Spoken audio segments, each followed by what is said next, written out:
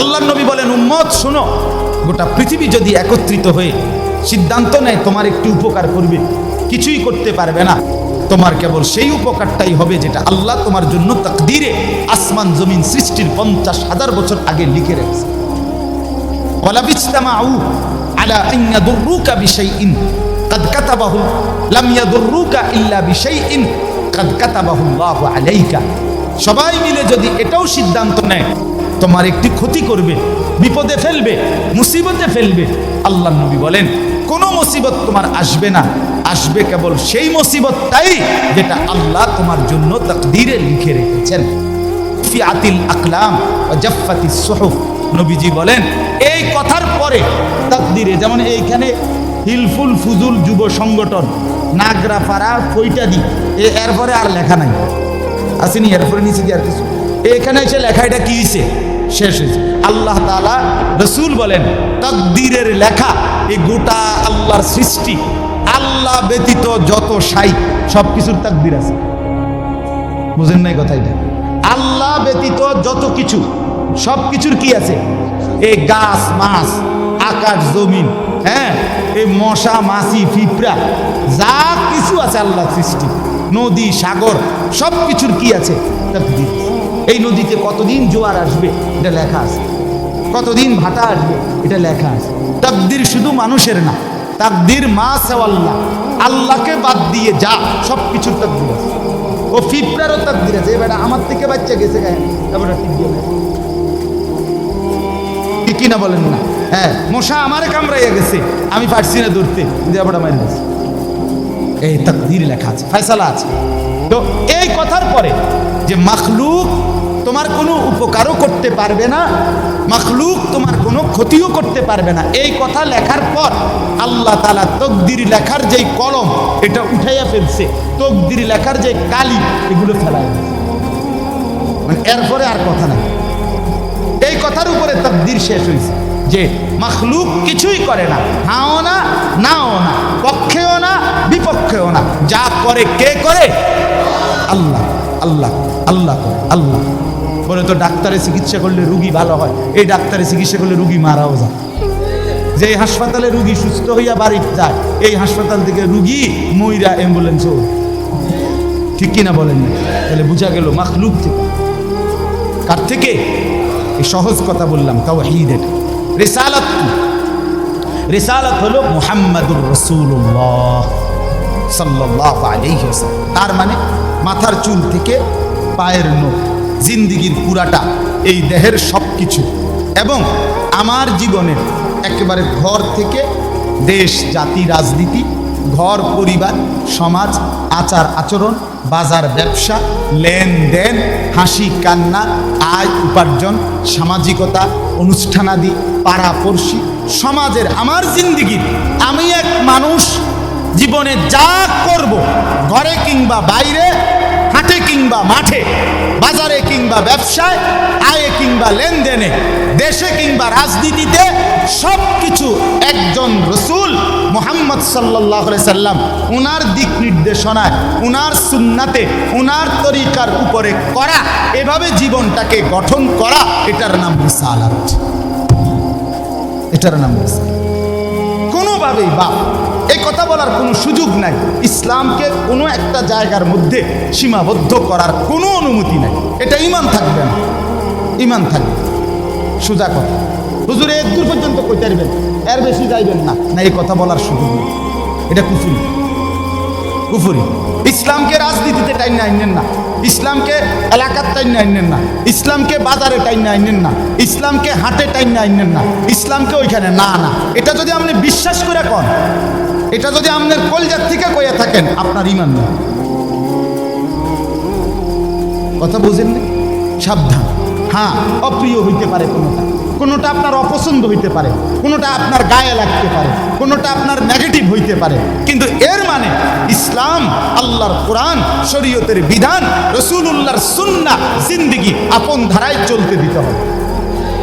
আল্লাহ আমাদেরকে বুঝ দান করে। কোনো কিছুতে এই দাড়ি রাসূলুল্লাহ সাল্লাল্লাহু আলাইহি সাল্লামের বিধান কিনা? কথা বলেন না, বিধান কিনা? আপনি এটাকে তুচ্ছ তাচ্ছিল্য করলে হবে। আপনি এটাকে অবজ্ঞা করলে, হ্যাঁ হুজুর আর ওয়াজ নাই, ঘুরে ফিরে কেবল দাড়ির কথা বলতেছেন, আর কোনো আছে এটাও একটা ওয়াজ, আপনি এটাও শুনেন এরপর একটি শুনেন, অসুবিধা কি? আরও কম আপনি থাকলে তো আমি আরও কম, অসুবিধা কি? কথা বুঝেন নাই? আমি এই কথাটা আপনি এটা কি বুঝাইতে চাই, এটা কি বলতে চাই? আমি একবার একজনকে বলছিলাম যে আমি এই বলতে পারবো না, ওই বলতে পারবো না, একটা কাগজ লিখে দিছে উনি, এডি কম যাইত না। তাই আমি মাশাআল্লাহ যেটি কওয়া যাবে না, এরপরে নিচে লিখে দিচ্ছে কোরআন সুন্নাহর কথা বলবেন। তো আমি বললাম এগুলো তো বাদ দিলাম, কোরআন সুন্নাহর কথাগুলো এডি বাদ দিয়া কি হইতে পারে? আঙ্কেল আপনি যদি স্যাম্পল হিসাবে আপনি কিন্তু 10টা মিনিট কইয়া দেন যে এগুলো হইল কোরআন হাদিসের কথা, এরপর আমি ব্যাখ্যা করবো, আপনি কিন্তু শুধু মূল বক্তব্যটা শিরোনাম দিয়ে আপনি গুদ্দুর কইয়া দেন যে এটা কি কইতাম, আপনি এগুলো কি আর আমরা জানি? তো আপনি না জানলে কাগজ লিখে, এটা তো একটা স্ববিরোধী কথা হইল, স্ববিরোধী কথা না। আপনি জানেন না, এদিক দিয়েও আপনি এটা বোঝেন, আবার আপনি আইন কানুন দেখাইতে আছেন, তো এটা আপনি কি বুঝে আইন দিলেন? আল্লাহ আমাদেরকে বিবেক দান করে, এটা ইনসাফ না, বরং জীবনের সব কিছু রাসূলুল্লাহ সাল্লাল্লাহু আলাইহি ওয়াসাল্লামের সুন্নাহর আলোকে, দিক নির্দেশনার আলোকে পালন করা, এটা ইনসাফ, এটাই দ্বীন, এটাই ইসলাম, এটাই শরীয়ত, এটাই নাজাত, এখানেই জান্নাত। আমার ঘাটতি আমাকে মেনে নিতে হবে, আমার কমতি আমাকে এটা মেনে নিতে হবে। মেনে নিতে হবে কিনা বলেন? হ্যাঁ, স্বীকার করতে হবে এটা আমার কমতি, এটা আমার ঘাটতি। অবজ্ঞা করা যাবে না, তুচ্ছ তাচ্ছিল্য করা যাবে না, টিটকারি মস্কারি করা যাবে না। ইসলামের একটা ছোট্ট জিনিসকেও তুরস্কার করা, তুচ্ছ তাচ্ছিল্য করা, ইস্তেহজা করা, এটা কুফর। আপনি জিজ্ঞাসা ওলামায়ে কেরাম, এটা শরহে আকায়েদের মাসআলা, কুফরি। আপনি দাড়িকে, মেসওয়াককে, টুপিকে, পাঞ্জাব, যা কিছু ইসলামের নিদর্শন, তার একটি জিনিসকেও আপনি অবজ্ঞা করতে পারবেন। ইস্তেহজা আপনি পালন না করা, এটা হলো কবিরা গুনাহ, আর অবজ্ঞা করা কুফর। একদিন মসজিদে মুয়াজ্জিন বেচারা পাগড়ি মাথা দিতেছে, ভদ্রলোক পয়সাওয়ালা মাতবরে এনে খাড়াইয়া এক পাশে প্রথম কাতারে, সে বলতেছে এই সমস্ত তেনা তুনা বান্ধনের টাইম এখন আসেনি।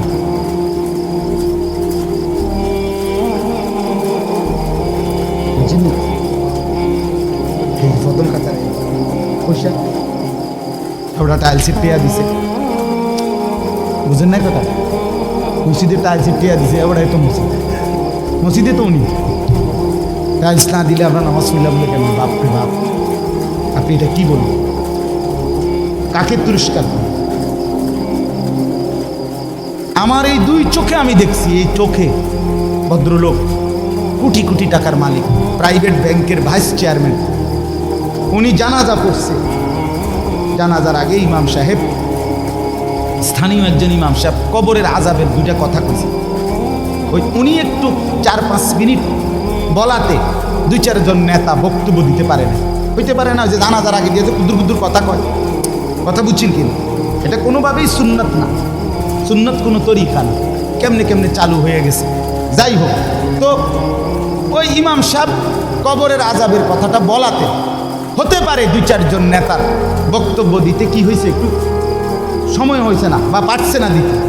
এই জায়গাটা নইলে আরো 2 কথা কইতো, ওই ভুল উচ্চারণে কইতো, আরে কুল্লু নাপছি যা একাতুল মউত।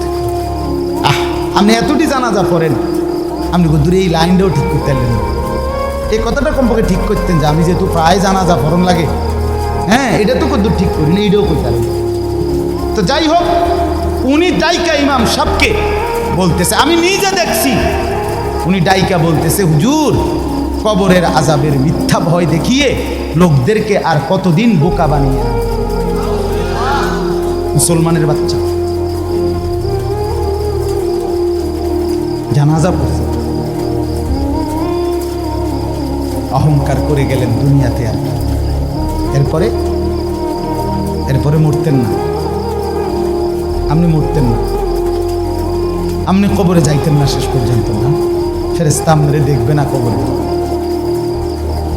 আল্লাহ আমাদেরকে বুঝতেন।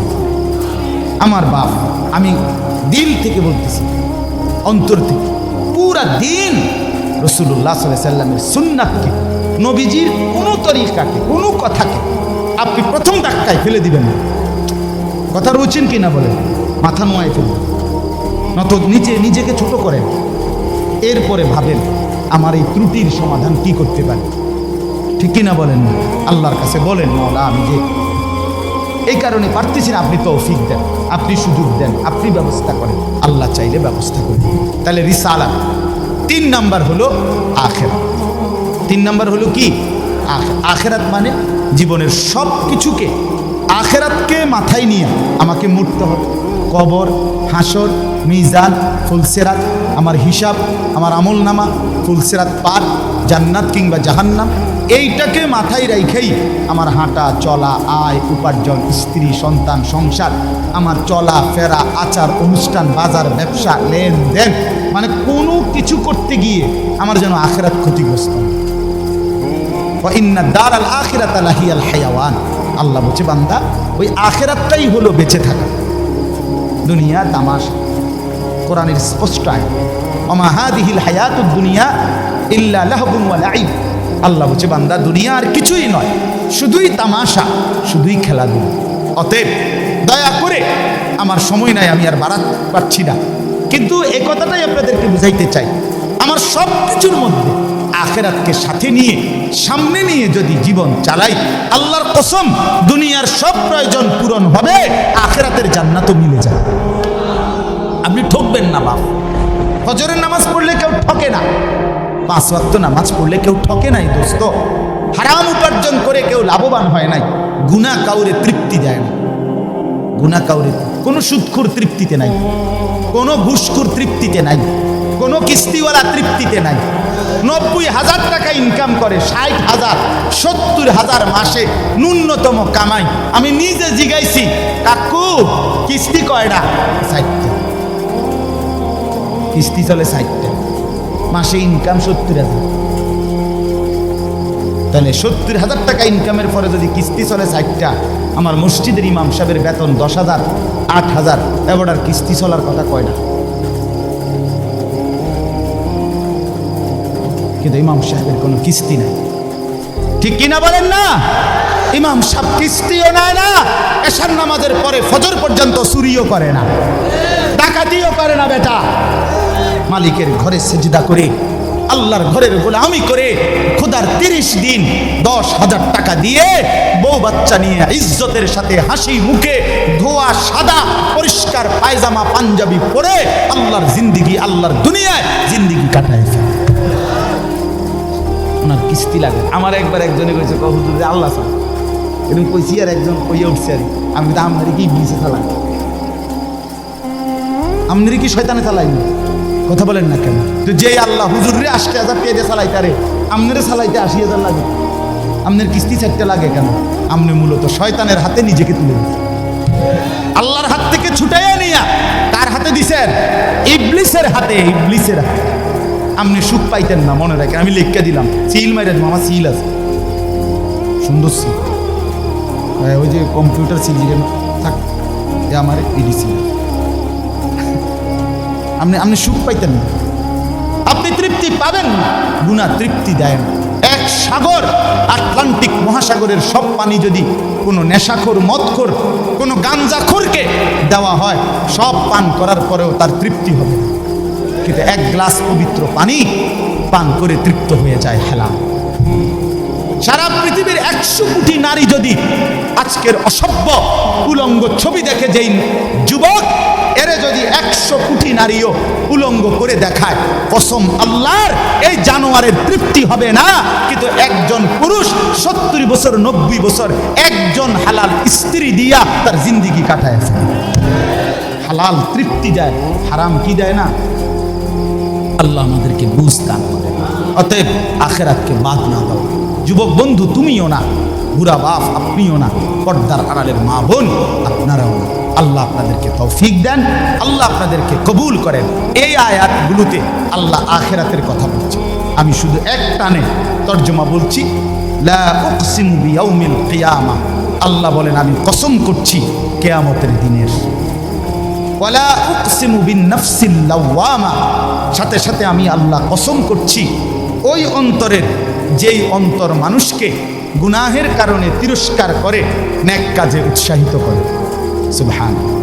আয়াহসাবুল ইনসানু আল্লান নাজমা ইযামা, আল্লাহ বলে মানুষ তোমরা কি ভেবেছ, তোমরা কি এই মনে করো আমি আল্লাহ কবর থেকে ছড়িয়ে ছিটিয়ে যাওয়া হাড্ডি গোশত যেগুলো ছিন্ন ভিন্ন হয়ে নিঃশেষ হয়ে গেছে, আমি সেগুলোকে একত্রিত করতে পারবো না? সুবহান। আল্লাহ বলে বালা কাদিরিনা আলা আন নুসাব্বিয়া বানানা। এক মিনিট, এই যে ফিঙ্গার দেয় যে বুঝেননি, ফিঙ্গার নেয় না, আমি ফিঙ্গার এই এতটুকু জায়গার মধ্যে 800 কোটি মানুষ যদি ফিঙ্গার দেয়, এই জায়গা একরকম একই সাইজের এই বৃদ্ধাঙ্গুলির এটা, কিন্তু 800 কোটি ফিঙ্গার ভিন্ন ভিন্ন। আচ্ছা এই এদুর জায়গার ভিতরে 800 কোটি ডিজাইন কেমনে করবে? বুঝেন না কথাটা? জায়গাতেই করবে।